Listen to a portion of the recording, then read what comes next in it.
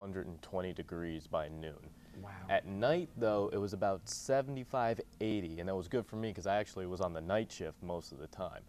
It was still, I like heat though, and it was funny because where we lived, it was extremely inside, extremely air conditioned. So it's like going from 120 to 70 almost instantly. But during the day, it was a really dry heat. The best comparison I can give you is if you put a hair dryer on high and held it right up to your face. So if the wind blew a little bit, that's exactly what it felt Wow. like most of the time. But that wasn't actually the worst part of it. Kuwait, we got into Kuwait before we went into Iraq.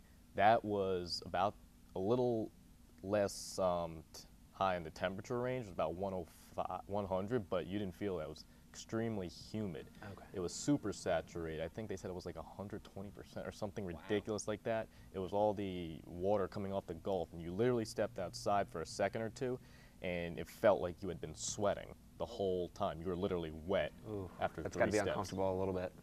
Yeah, it was pretty uncomfortable. That was actually worse than Iraq, believe it or not. Wow. Yeah.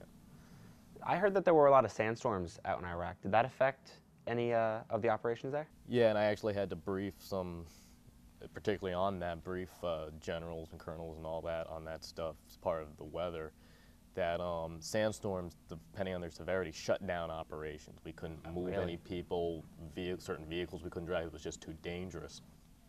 And it wasn't very, very bad in Baghdad, but you get out a little bit in the towns where it really affects you, then yeah, sometimes we had to change up our uniform, and I would actually recommend to the commander, soldiers to wear goggles, wear this, and it did change depending on the day. We didn't get that like you would see on the news all the time, but it was every few weeks or so you felt it. So. Now, you mentioned that when these sandstorms were happening, you couldn't transport certain vehicles, you couldn't use certain vehicles. What was the main mode of transportation? Well, it depends on the mission of what you were doing. Our particular mission for our unit was inside the wire, but believe it or not, we used a version of an up-armored bus, and this was for transporting not just soldiers, but detainees that we were guarding. And the windows weren't like the windshields like you find on a car here in America. They weren't like slanted and sloped. They were like straightforward, up and down windows, and it was it got kind of hard to see. A lot of times the driver would kind of go by feel, and occasionally you would nick a corner of a building. It just happened, and hopefully it didn't do too much damage to the vehicle, but it definitely affected some of the transportation operations we had. Okay. What was some of the gear that you needed on a daily basis? On a daily basis, for us, because of where we worked, it was we didn't have to do full armor the whole time. We were mostly in what I'm wearing here with our weapon and a patrol cap. Looks like the baseball cap version of what we wear. And depending on what you did, you had different things. Like for example, if the bombing siren went off around, we were right next to an Air Force base, and that was a really loud siren. This base was 10 miles or so away, and you would still hear this siren like blaring. If like that went off or we got an alert for that, we'd have to put on our full armor, our Kevlar helmet, and stay in that until we were given the all clear sign. So usually that didn't happen too often. Every so often it did, but mostly it was just this, our weapon, and protective eyewear. Okay. So that would be the only things you needed for special occasion was that helmet and so your full armor. Yes. Okay. What was your schedule like on for a normal day? Normal day for what our mission was, we had 12-hour shifts, and that was 6 days a week. And we tried to rotate it with one day off. Problem is, you need X number of soldiers to fulfill the mission. So sometimes when soldiers went on leave and there weren't as many in the area, or somewhere in medical or whatever, you didn't get that day off. So we were going like 12 hours on and off. And it mostly, if you had a day shift, it felt like almost a typical work day.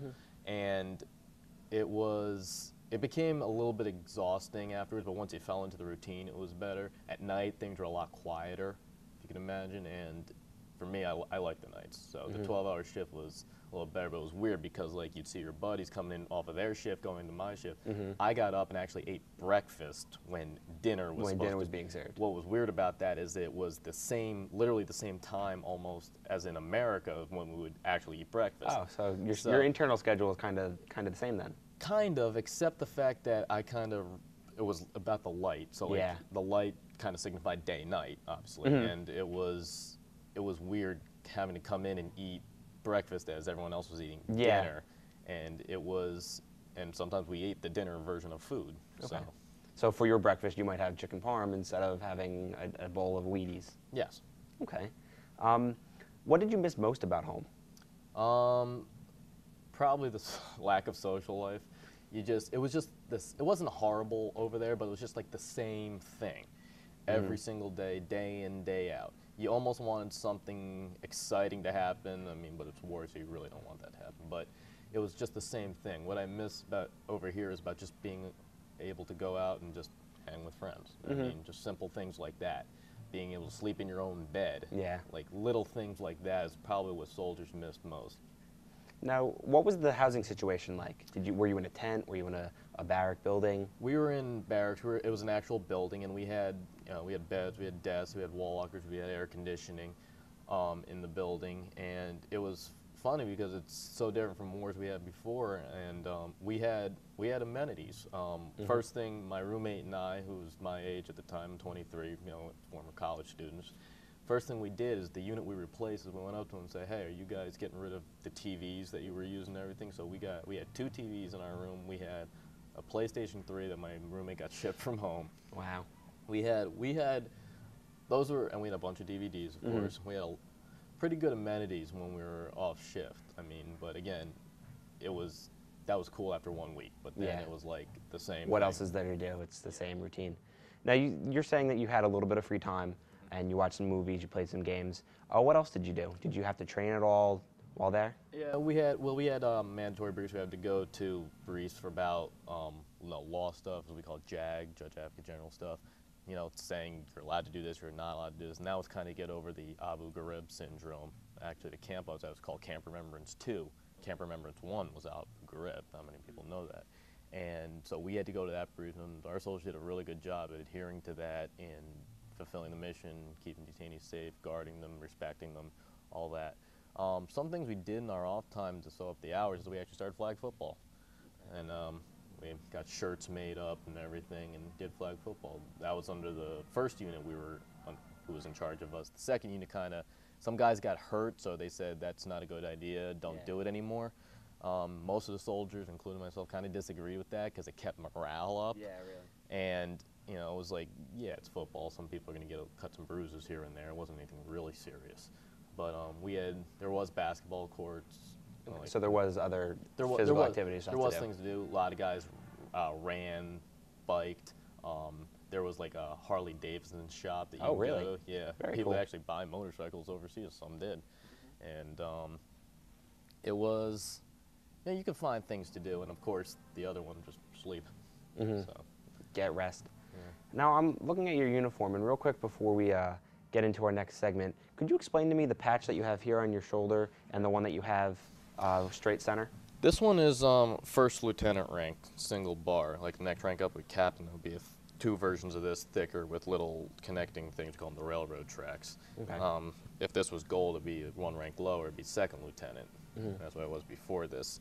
We have the rank here, and on our caps we'd also have the ranks, and that's for officers. If you see anyone with like chevrons, like little V's kind of curving up with little rockers under it, those would be the sergeants. Okay. And the patches, we have the American flag on the right side. Notice that it is facing backwards, and that's for the mirrors and all that, the purpose of that. Over here we have the 50th Brigade Combat Team patch, and it's a shield. It used to be a half rainbow. A lot of jokes made out of that, but the half rainbow represented a World War I patch where a lot of soldiers from all different nations for Europe and the U.S. came under one command, and then they got, during various battles, the unit lost half their manpower, KIA, killed.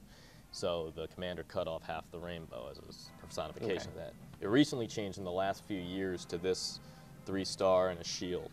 The left side is the patch that is the unit you're with. Okay. And this is the 50th Brigade Combat Team, and that's pretty much New Jersey National Guard.